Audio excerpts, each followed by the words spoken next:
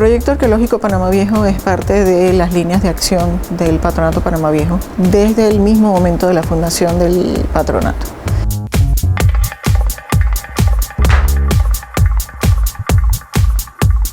En el contexto arqueológico hemos encontrado muchos artefactos que se relacionan con instrumentos musicales. Por ejemplo, las clavijas, que son estos clavitos, estos tornillos que van en los instrumentos de cuerda y que servían para afinar las cuerdas. Hemos encontrado un montón de piecitas que correspondían a las partes con las que se armaban los libros y probablemente las Biblias, el ajuar de mesa.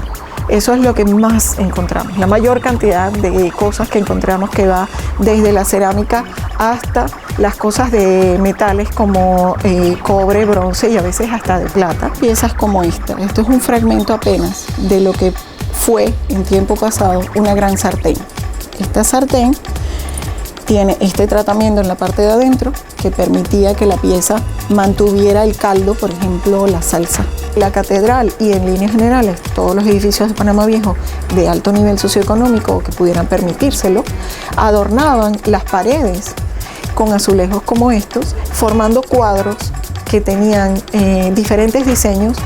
Un borde, este era el borde, era complementado a veces con otro bordecito más chiquitito, delgadito, celeste, y luego en el centro un cuadro, una escena, a veces son escenas de cocina, a veces son escenas de cacería y así, o a veces son escenas relacionadas con pasajes bíblicos. Esto era el vaso de cama.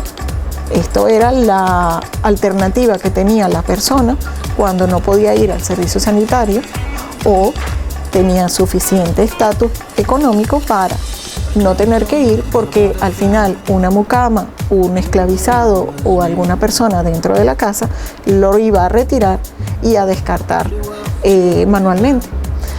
Generalmente se colocaban debajo de la cama y lo que ocurría habitualmente es que la persona que lo descartaba tendía a descartarlo por la ventana.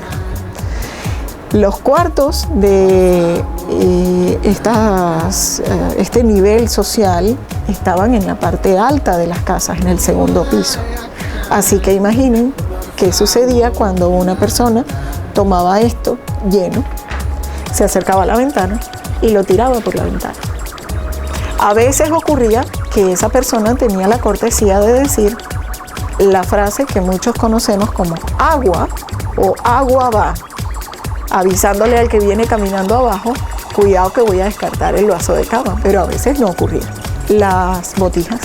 Estas eran las que ahora han sido reemplazadas por las botellas de vino. En el siglo XV comienza a producirse masivamente este tipo de piezas porque se comprueba que son muy buenas para mantener la calidad de aquello para lo cual fueron hechas originalmente: el aceite y el vino.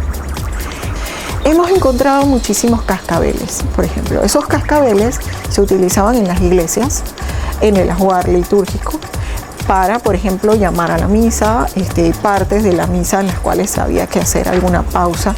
Pero también hemos encontrado cascabeles que no tenían nada que ver con eso, cascabeles que estaban siendo utilizados colgados en la ropa, a veces para espantar el mal de ojo o para evitar que cayera una enfermedad. Por ejemplo, los hemos encontrado al lado de unas piezas muy lindas que todavía hoy en día utilizamos y vemos que las personas las utilizan para la buena suerte o para la protección o contra la envidia, como por ejemplo la mano de Fátima. Juegos de mesa como el que ahora nosotros en tiempo moderno, que viene de Inglaterra, se llama backgammon. Antes había uno parecido en España que se llamaba la tabla y se jugaba parecido a eso. Tenemos las piecitas que se hacían de cerámica en el Hospital San Juan de Dios, en lo que hemos llamado el ala de los enfermos. Durante las excavaciones hemos podido encontrar, por ejemplo, bisturís, herramientas relacionadas con las intervenciones quirúrgicas, y hemos encontrado además también los restos humanos que prueban que hubo algunas intervenciones quirúrgicas, algunas muy exitosas y otras que lamentablemente, por ejemplo, significaron la pérdida de un miembro, una mano, un pie o una pierna. Casi todo lo que significa el sistema de transporte estaba manufacturado con materiales perecederos, que significa madera.